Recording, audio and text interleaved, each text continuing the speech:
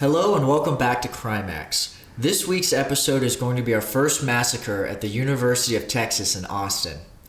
I'm going to turn it over to the pretty lady sitting next to me for a deeper synopsis. Pretty lady. Thank you. So today we're talking about the shooting on the University of Texas in Austin's campus. It killed 18 people, 16 if you do not count one person who died later, as well as the shooter himself. And we might get in trouble for today's episode just because I feel like a lot of people have a lot of strong opinions about guns. And thankfully we have the same opinions. So yeah, let's go ahead and get into our fun fact. So this fun fact's going to be short and sweet. It's about our lovely friend, the ostrich. They are not lovely. I heard they're mean. No, they can be mean, but a lot of people seem to get them confused with the emus. Which are kind of like mini ostriches that are vicious. They're like little velociraptor toes. Don't they like sharp nails or something? Yeah, that's what I'm saying. They're like little velociraptor toes that like they jump at you and just gut you. But what about the ostrich then? So the ostrich also have really long claws on their feet, which I never really think about because I've never really seen an actual ostrich foot, but apparently they do have really sharp, long claws on their two little toes. But what's more interesting is that their kick is powerful. Their kick is powerful enough to kill a lion. Whoa. Yeah. The fuck? And of course a human and pretty much anything What? else. Yeah. Apparently they can kick hard enough to kill a lion if they hit in the right spot. So you're telling me they could like move boulders and stuff to make their own village if they wanted to? If the boulder weighs less than a lion, probably. But that's so weird. Wait, why are we talking about ostriches making a village? I don't know. Be the next uprising? I thought it was apes. I don't know. Planet of the ostrich. Probably because we just watched Shrek and he was talking about that boulder. But yeah, that's weird. Yeah, I actually didn't know that myself. I thought you were gonna give me like a fact about their like wingspan or something. No, ostriches can't fly. Can't they fly like a short distance? I guess that's just falling. At that point, if anything, it would be more Glide. Yeah. Yeah. God decided to say F you with giving ostriches wings. But they got long necks and long feet. They do. So. And no, they don't bury them in the sand. Their heads? As most cartoon animations would. Yeah, they actually do that. They like put their heads in the dirt. They don't. Not when they're scared. They don't bury their heads. Yeah, it'd be stupid. It's like a kid hiding under the covers from the Boogie Monster. They know you're there. Oh yeah. Well, are you ready to get in today's case? Let's do it.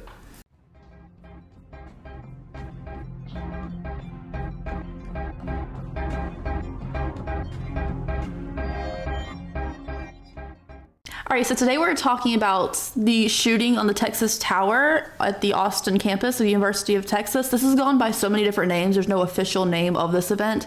So you can see it referred to as the Texas Tower shooting, the Texas Sniper, as well as the shooting from the Bell Tower. You know what? I think I actually do remember. If this wasn't too long ago, maybe a few years ago or so. 1966. Okay. It might not be the same one I'm thinking of, but I'm pretty sure I think I may have heard this one. Also, I just realized. Yeah. Another daggum massacre, shooting, something or another in Texas. What is up with all of our Texas or California? It was actually Austin. We did the Austin yogurt shop murders. So it's the same city and everything. Daggum. Yeah, I know. Yeah. It's kind of weird. But there were 18 victims if you count the shooter as well as someone who died several years later due to complications from an injury they received that day. There was 36 victims in total and 16 dead on the day of the massacre, including an unborn child. This also inspired the director, Peter Bogdanovich. Do you know who that is? I feel like I've heard the name, but I'm horrible with names. Well, it inspired his first film, Targets, as well as a documentary, which is kind of like a mix of animation, non-animated series, documentary thing called Towers. Also, I listened to a TCM podcast all about Peter Bogdanovich. It was really cool. Really cool guy. Yeah. Well, a last name like that, he's got to be cool. Yeah. That is a cool last name. He like always had a bandana and tons of bracelets on. He's always wearing sunglasses. Like he's that guy. Oh. Yeah. I don't know. He's cool. But like I listened to a whole series on TCM, like a podcast about him, and it was really interesting because I didn't know who he was before. But this event inspired his first movie called Targets, which also starred Boris Karloff. Do you know who that is? Nope. He played the original Frankenstein. Oh. He's like that kind of cool, creepy dude that I'm into, you know? Makes sense. Makes sense. Sorry. But anyways, this was committed by Charles Whitman. We're going to talk about his life leading up into this event. Also, I know people don't like to be focusing on the perpetrator of crimes. However, I feel like it's important to realize what brought us to this event, I guess, as well as something weird about him physically that we found out afterwards. So Charles Whitman was born June 24th, 1941 in Florida. He was the oldest of 3 sons. His mom was very meek and mild-mannered because she had a husband, their father, who was very demanding, very physically abusive to her, as well as wanting perfection from all of his sons. Also, I feel like that kind of like manly man who's always like really rough and tough on people, he would have 3 sons, right? You know? Don't they always want like, I want a son, you know? Yeah, but What? that doesn't necessarily mean their personality doesn't necessarily lead to them having a son. But you know, there's like daughter. tough, like manly man. Well, yeah. It's just what I think of every time. But apparently his dad was really abusive and always was really strict on them, wanting perfection in every single thing they did. So Charles in school did really well. He played the piano. He was an avid Boy Scout, and he loved guns. He was a marksman from an early age, and his dad collected guns, so clearly he got a good handle on them, which my dad collected guns too, so of course I shot him all the time. It's just a common thing people do. Did you? No, not really, honestly. No? I've been, deer hunting. I've been duck hunting. I've been turkey hunting with my family. You never just like shot targets younger. or claymores or anything? Not really. I mean, honestly, I didn't really do a lot of my shooting until I was in the military. And even in the military, I really didn't, like the first handgun, that was mostly just rifles and stuff. And of course, combat training, we shot grenade launchers and submachine guns, stuff like that. But like my first handgun, I never even shot until maybe, until I got my concealed carry was my first handgun I'd ever shot. Like even in the military, throughout my entire 6 years I was in, I never shot a handgun.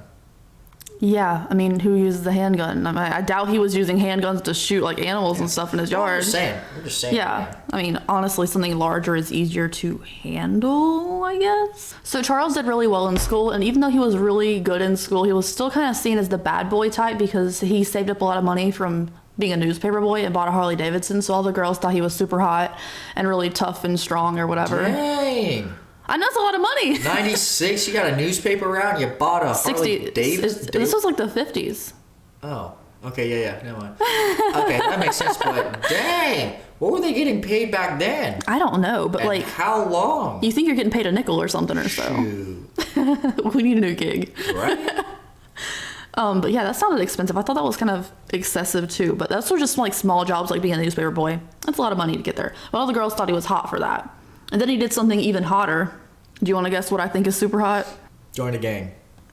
No, he joined the Marines. So he joined a gang. You can't say that. It's just the baddest gang around. You are one. You can't say that. Yeah, I'm a member of the... You're not in a gang. Yeah, we are. The best fraternity. Oh, that sounds worse. I don't like that.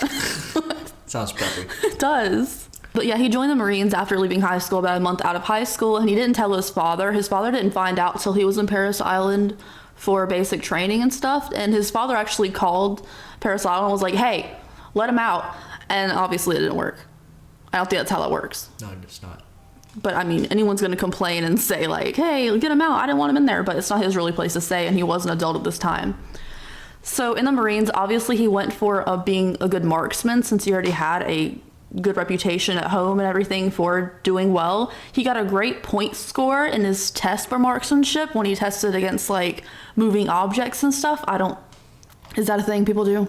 Nowadays, not really. So the way we do it nowadays is we have something called 2 tables. We have range 1, which is mostly like your sort of like your sports type, to where you're shooting at, in different stances. You have the sitting, the kneeling, and the prone.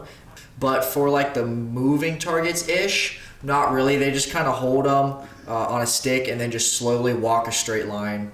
And actually, the first set, I don't believe there are actually any moving targets in the first set. It's not until you get to table 2, which is the more like you're simulating combat. So it's really only you're between 25 yards and like 100 yards is max. And at that point, you're kind of standing and you're doing more tactical shooting. So you're actually more tactically shooting. So you need to watch where you're shooting on the target. You need to pay attention to the targets. That's where they do like the walking targets. But at that point, you're like 20 yards out. So I mean, you're right there.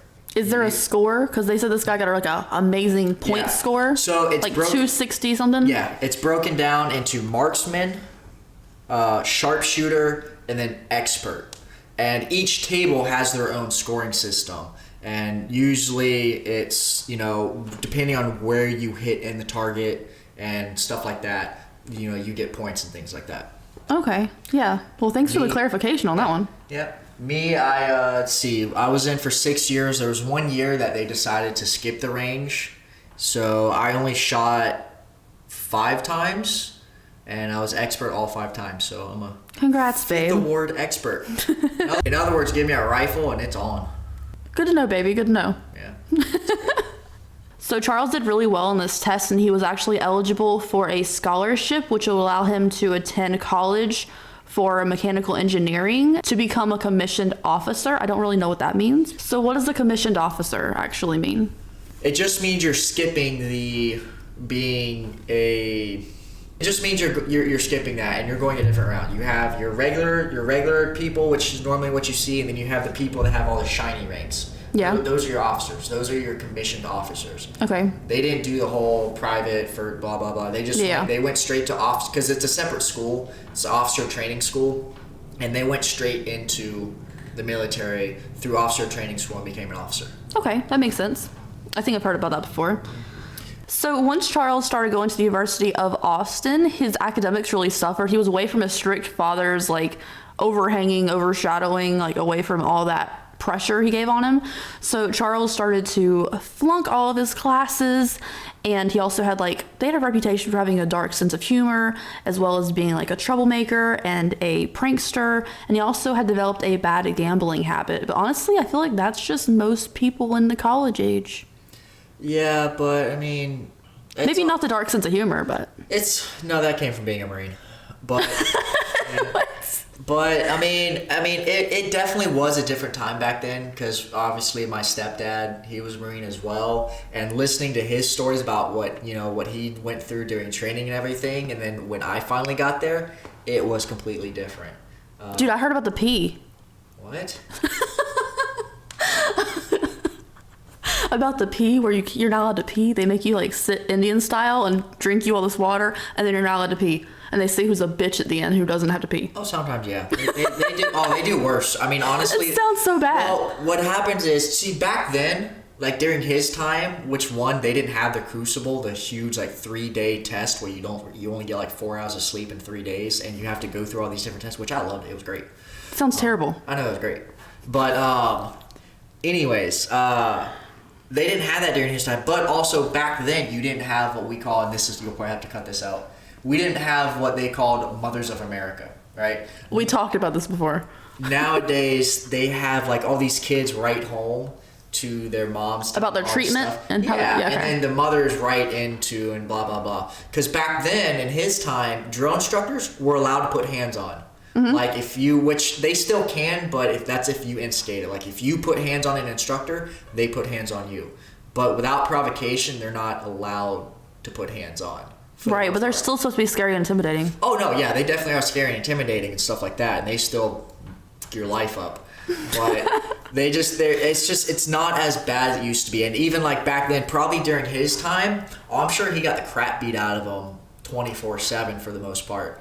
But what does this have to do with anything? Well, I'm just saying back in those days. What I'm saying is he's flunking all of his classes and things like that. Marines don't have that mindset. They turn everything into a competition. They have to be the best. So for someone, if you're going to go into college, you're going to go there with intention to excel. Marines, we're taught to, whatever we do, we excel. We don't fail. Well, maybe he wasn't that pumped about the military and decided he's just going to do whatever he wants. Exactly. But military, you want to talk about some brainwashing. It definitely turns you into a different mindset. We're not about to talk about military cults today, babe. But no, no, they don't brain. It's just they pound a different mindset. You know what? I think I picked the wrong case today because I feel like we're not getting an inch into this story. Whatever. It's just like nowadays. It's just that's how we're trained that anything we do we're the best at, so we got to do the best at. Yes, honey, you have a reputation for that. It's kind of y'all's thing. Yeah. Y'all talk about how you're better than everybody else, and everyone talks about how stupid y'all are.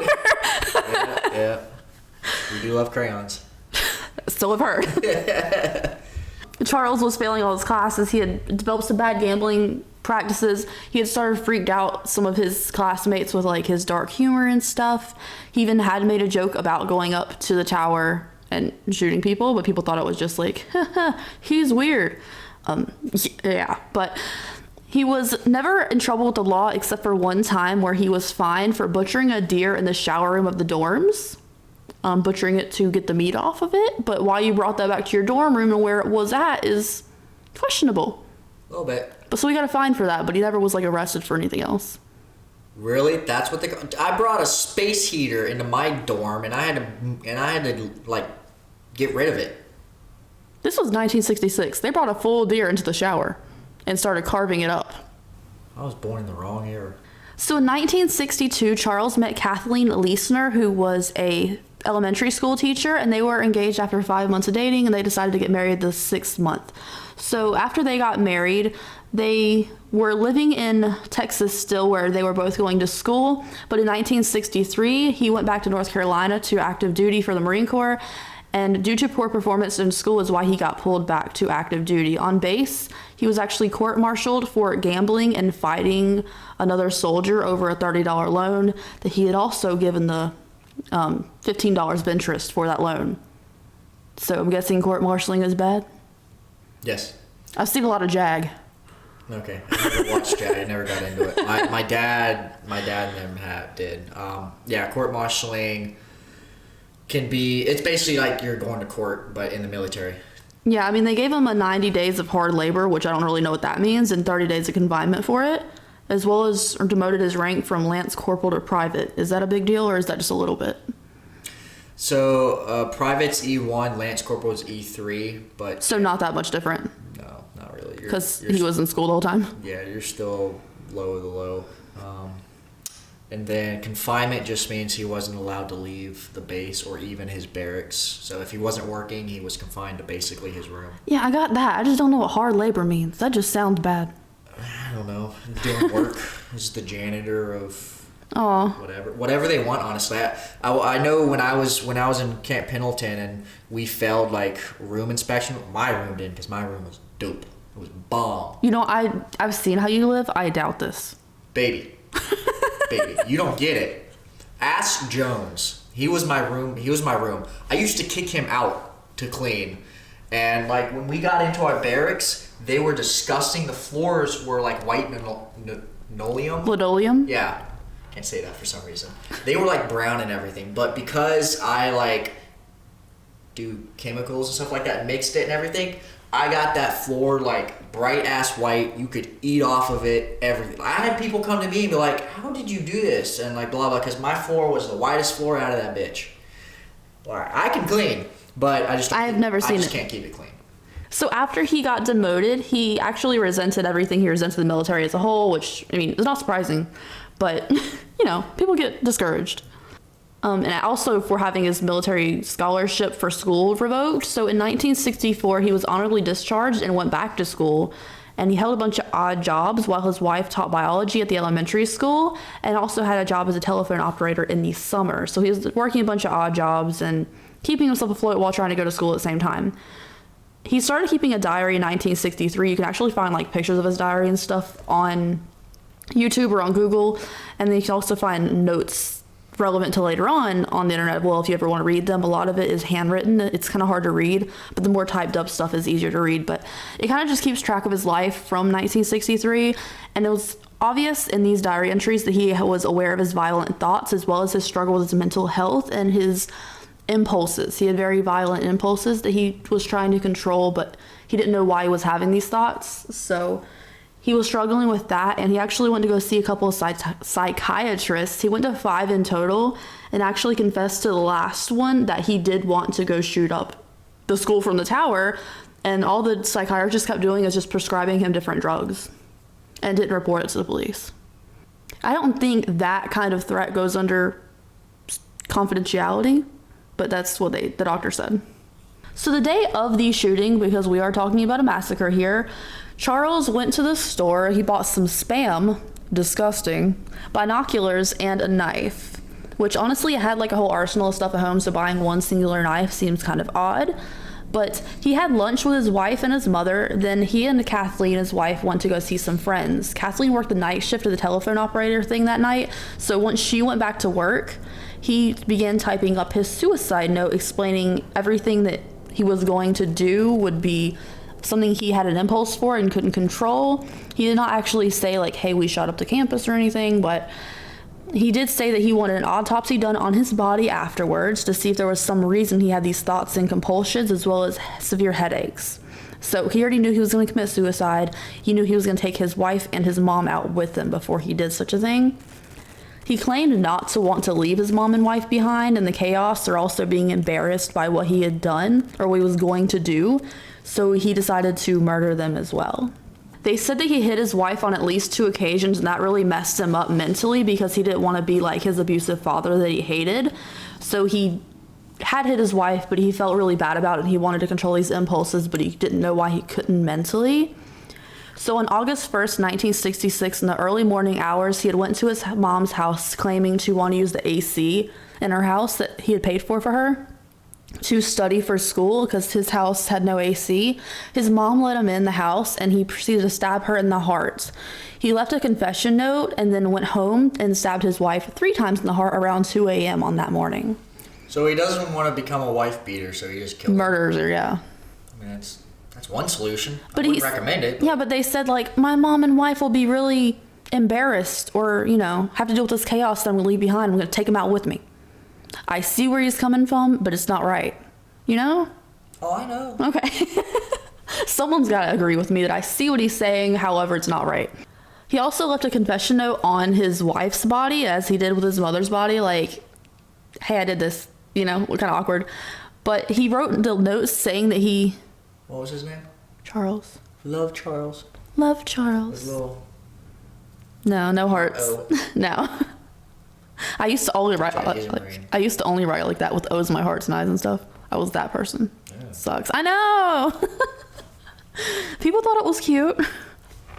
So the notes said again that he loved his wife and mother. He also wanted one of his brothers to take care of his dog, which I feel like it's important to take care of the animals. And he also wanted research done and money donated to mental health organizations because, again, he knew he had a lot of mental health issues that he couldn't work on and psychiatrists hadn't helped him with. He proceeded to go to the store and buy a lot of ammunition from the hardware store, claiming it was for hog hunting, which apparently is a thing in Texas I did not know about.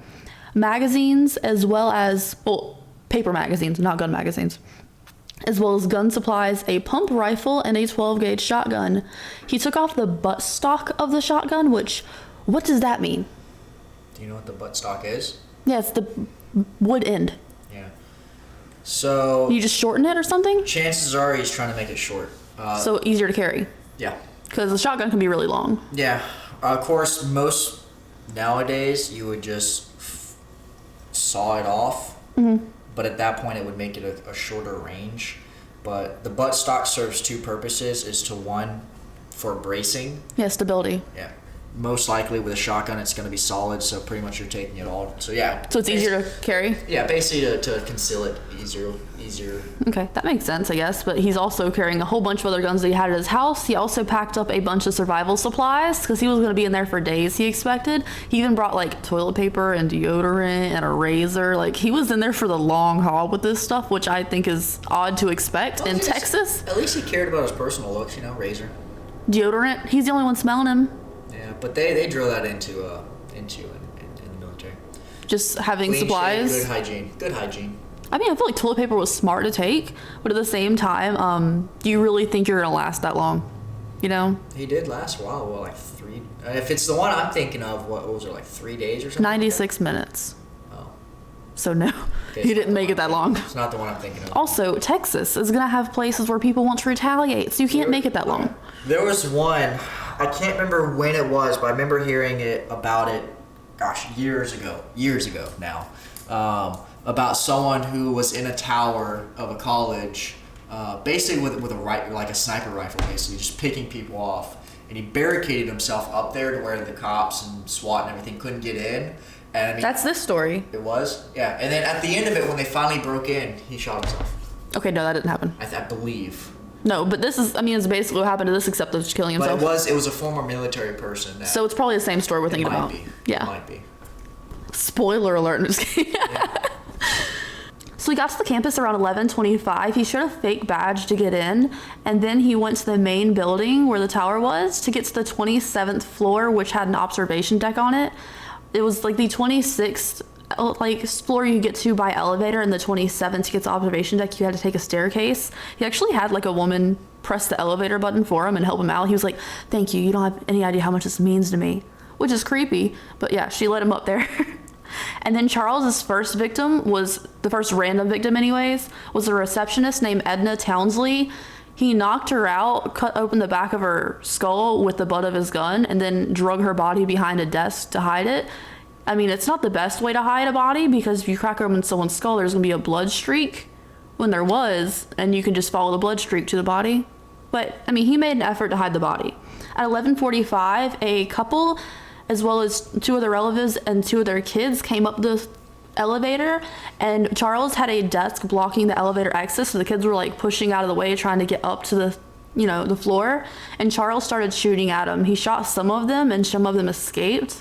He proceeded to shoot Edna Townsley, who had just cracked open the skull of, shot her in the back of the head just to make sure she was dead before posting up on the tower. I was just gonna say to avoid leaving a blood trail, just take a piece of clothing or something and put it under her head, so that way at least you have a little bit more time before the blood soaks through that and leaves a trail. Yeah, I guess he probably wasn't too worried about the trail, considering... Yeah, considering you're gonna blow her head off anyways. Yeah, but yeah, I just thought that was weird to hide her behind a desk. Culturally insensitive? Culturally insensitive? Or just whatever. It's a little harsh, but I'll take it, I guess. Yeah, you will. You're not wrong. So he started targeting random people outside. There was a bunch of community buildings like campus hangouts, coffee shops, and barbershops nearby. So there was a whole bunch of people in the area, not just regular students. So the shooting went on for over an hour, and nobody knew what was going on at first. Some people thought it was construction noises nearby. Some people thought the falling down people in the middle of the street were part of like an improv group or like protesting against the Vietnam War, which I think that's a little dramatic. However, improv people are dramatic, I wouldn't think so. I wouldn't think that's the reason. That's the whole definition of improv, is dramatic. I know, but I just thought it was kind of weird to think that. The most prevalent, what everyone talks about, the victim everybody talks about when they talk about this case, especially in like the documentaries and stuff, was 8-month pregnant Claire Wilson. He shot her directly in the stomach, killing the fetus immediately, and she was the first person shot from the tower. Her boyfriend at the time saw this happen and went to go help her, and he was shot in the chest and died instantly as well. So Claire's on the floor bleeding, and like her dead boyfriend's beside her, and she's screaming for help, and people come up to help her. One woman actually got next to her, I think her name was Janice, and like tried to comfort her, but everyone else who tried to go help Claire got shot on scene originally. Wow, way to use one of the oldest tactics in the book. What? You wound somebody, and then you shoot those that are trying to come and help. Yeah, he actually said that he was very tactical with his shots. He would not waste 2 bullets on one person. Exactly. But yeah, that's the tactic, is you wound somebody, and then they come help. Obviously people are going to come and help. You pick them off. Yeah, he killed a 17-year-old boy behind like a post of sorts, and then 2 people came out running to help him, but he was already dead. So they don't know if these people are dead or injured when they're going to help their bodies, and that's how a lot of people got shot. Which I don't think is very surprising. People are trying to help other people at all. He also shot a couple who was only married for 9 days, a man carrying books from the library, a 17-year-old newspaper boy, just a ton of different people. And again, a lot of people were shot from trying to help people, even if they were already dead. 2 boys did eventually drag Claire off the scene. She survived, the baby didn't, her boyfriend didn't, but They said after this she never had another child, but she married a couple times and adopted like an Ethiopian boy. So eventually she had a happy ending at the end. But I mean, that's the victim everybody talks about when they talk about this case. 4 minutes after the first shooting started, the police were called by a history professor to the scene, and the first officer on scene got there, called the radio in, like, hey, there's a shooting going on here, to like confirm it, and he hid behind a concrete post, which had a 6-inch gap in between each one, and Charles was actually accurate enough to kill him shooting through that 6-inch gap, 200 feet below. That is some accuracy, or luck, on his part. So he killed the officer instantly, and the next deputy to arrive on scene was 26-year-old Houston McCoy, who was like, I guess the main person to help end this massacre. He also, what's really weird about the story, people always talk about, but in 1966, there was no like SWAT teams or anything really prepared for the situation. So a young student was like, hey, I have a rifle, when the policeman showed up, and he was like, all right, let's go get it. And the kid and the officer went to go save the day. Just some random kid. And then the kid got arrested for having a rifle. No, they actually deputized him for the day. As they were about to kill the guy, or like they were at the top of the tower. He's like, hey, deputize me real quick. And he was like, consider yourself deputized. Texas. Texas. But yeah, there was like 3 police officers eventually to go ahead and start making progress on the scene, as well as 2 civilians, including a 17-year-old boy who just like, hey, I got a gun. Let's do this. Which was just weird because a lot of the police officers didn't have like big rifles at the time. So the police tried to get to the tower, and it was really hard to get there because obviously it was like an open area in front of the tower. So it was hard to get there without being shot themselves. So they gathered a good group of people, and they had one marksman stay at the bottom of the tower to shoot up at the shooter to see if they could like distract him, and enough time for people to get inside and like work their way up the building. And it worked pretty well until one of the people inside the building accidentally shot their gun off and, you know, let him know they were there.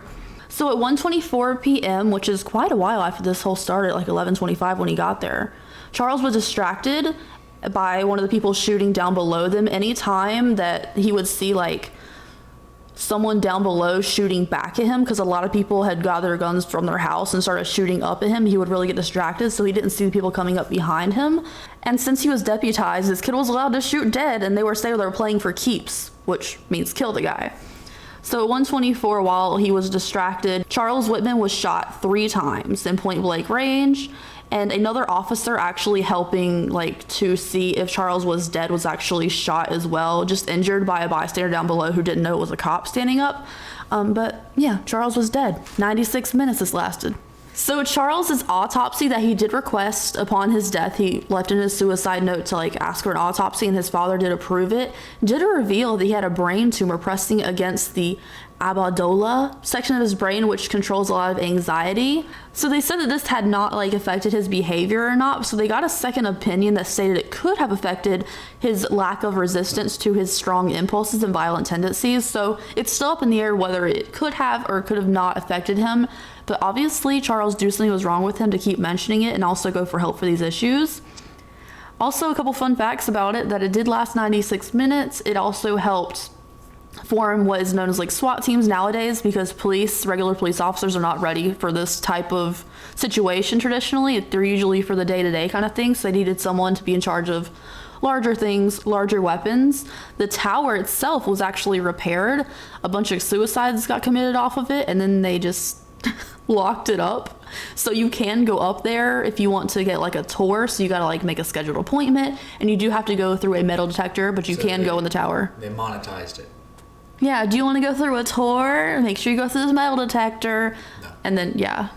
Also, right after this, there were like 36 people sent to the ER that day with injuries. A lot of people were like waiting outside the hospital ready to donate blood. There was like 45 doctors came to the scene. They heard about this on the news. So there was like a ton of people trying to donate and help as they could, as they heard about this. It was also one of the like first crimes to be put on live television, which I think is kind of interesting. A lot of the victims did not just have gunshot wounds. A ton of them had 2nd and 3rd degree burns. Do you want to guess what from? I don't know. The concrete. It's Texas. It's on the concrete outside, and people got 2nd and 3rd degree burns. Their skin was sticking to the concrete when they pulled them up. Now that's hot. Pun intended. Oh, totally intended. I think he would just tear the tower down. You know? Yeah. Is that why colleges don't have towers anymore? I didn't know they had towers. I've never heard about this before. It was like an architecture, like aesthetic type thing of old. Oh, yeah. Have you ever seen like old school Italy? They always have like bell towers. Oh, but that's like Europe. towers, Europe's so, fancy. Yeah, it is, man. Yeah, but apparently everything's bigger in Texas is just like, let's make it the worst ever. But yeah, that's the story of Charles Whitman and his 96 minutes of hostility, as well as murdering his wife and mother, who was actually added to the victim list afterwards. So what you think? I think the more that I hear Charles Whitman, I think of an old man. It sounds like a writer. Yeah. Like Walt Whitman. Oh, come on. I was just about to say that. What you gonna do? Walter White. It's like... But yeah, a lot of people are like, this is why you need gun control. And then a lot of people are like, no, he didn't get as many victims in the second half of his shooting rampage because people were shooting at him from below, like regular citizens. They did catch him. Yeah, as random citizens helping out. I mean, yeah, the cop did get shot. But honestly, in the end, that's his own stupidity. Because I know people are shooting in the window. It happens, yeah. So, send somebody back down to tell, hey, stop shooting. Yeah, and also the gunshots they used were different sounding than his. But yeah, it's always like, this is why you need gun control. This is why guns shouldn't be allowed on campus, even though they are technically still allowed on campus to this day in Texas, which is fine with me, actually. I don't care. But like, a lot of people are also like, he only got like 20 minutes into this rampage and actually shot a bunch of people. The rest of it was like him barely getting a shot in because people were shooting at him from above. And I'm like, or from below. Oh yeah, that's kind of cool. Yeah. Like vigilante justice. I like that. Pretty much. I want more vigilante stuff. Done right. Yeah. Hey, they're here to save the day. The police were not equipped for the situation. Exactly. So, yeah, that was the story. That's all I got for you today. You got any other fun, sassy facts over here? Because you had like a whole rampage this first half of the thing. No, not any that you won't have to cut out. Oh, you're so controversial. All right, thank you guys for joining us for another episode. Yeah, thank you. Okay. Can't wait for next week's. Okay, bye.